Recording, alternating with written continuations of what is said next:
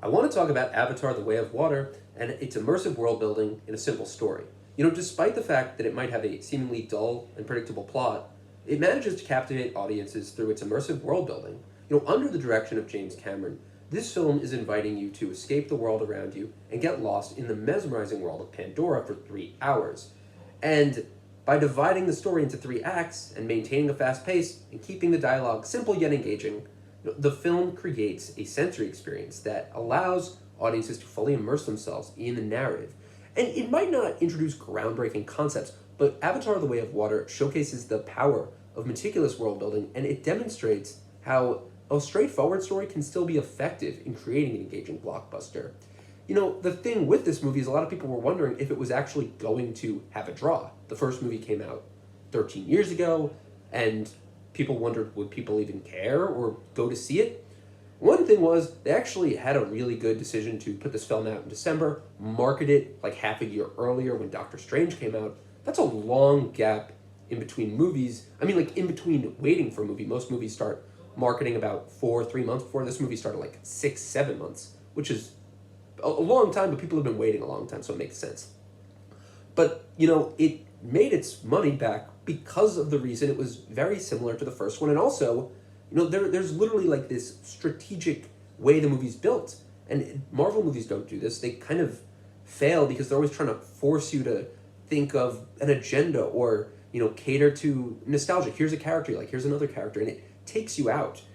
But with Avatar, they are sticking to a formula and they are building around this formula, making it beautiful. They're building a great world, and they're creating a simple story of good guys versus bad guys that's just beautiful to watch, and it keeps you interested. And I think that's the thing. Everyone also can see themselves as avatars. It's really just a brilliant, not like premise. I'm not thinking like James Cameron thought, everyone will, see themselves as the blue people. Like, it could be anyone.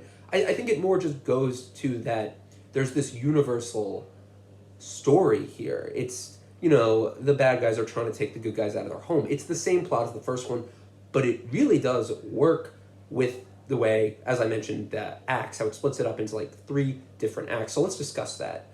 It has, a seamless flow, really. I think that, the fact that we start in the jungle, then we get to the water, and then finally we get to this big battle, it develops tension and the progression. The first act introduces us, to the familiar setting of the forest. It swiftly catches, both new and returning audiences up to the story. It presents the protagonists, such as Jake Sully, Neytiri, and their family. And it also establishes the imminent threat posed by the RDA, by the recombinant soldiers under the command of Quaritch, who is back after the first movie. And I love that they're bringing back the same villain. It's just great because he died. They find a way to bring him back. And even though it's a 12-year-old movie, it's still like the same story. He's still trying to get you. A lot of people have argued that the dialogue in this movie, lacks substance. I think it serves as a purpose in keeping the film light and focused on character dynamics and family discussions.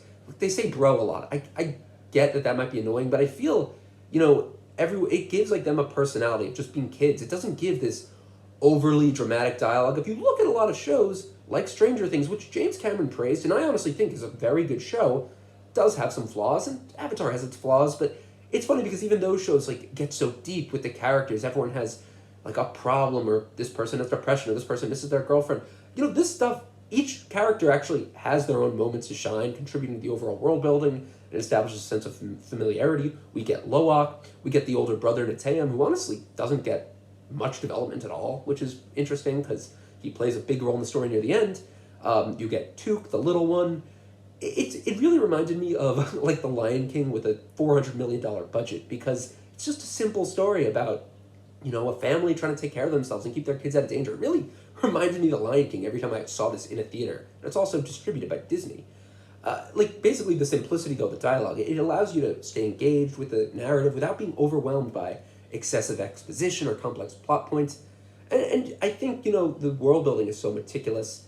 And like I said, it's just, he's built a playground for these visual effects. That's what the movie is. It isn't anything remotely like brand new. They have a whale as a hero, or a Cocoon. Sorry. It's funny because he's gotten so serious, James Cameron. He's like, they are not whales. They resemble whales of Earth, but they are Cocoon. I think that he's really created this whole world with all these creatures, and original creatures too. They're not things you've seen before. It's really interesting. It's really cool.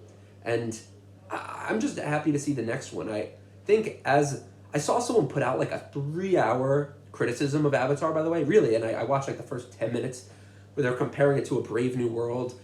I honestly get, people, everyone has their own like opinions and stuff. I just find it funny that someone really analyzed Avatar, and for 3 hours of a review, they broke down how it was an awful movie, how it's similar to the feelies, which is like, a sensory experience. You go to feel and watch a movie, and that's the point.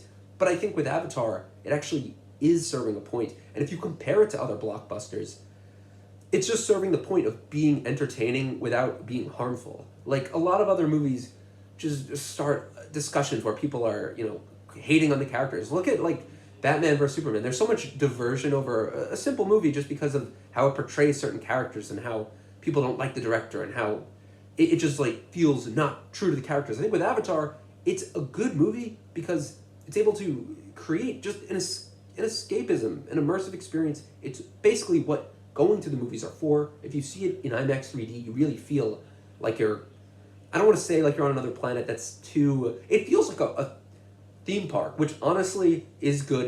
It could be theme park cinema, but it's great theme park cinema. If anything, this is like the best ride because everything is designed to make you feel like you're there. From the way the little creatures land on their hand, and just the way the camera moves through this world, it's incredible, honestly, and I enjoyed it. So I'm gonna see Avatar 3, 4, and 5, and I'm excited. And yeah, let's go.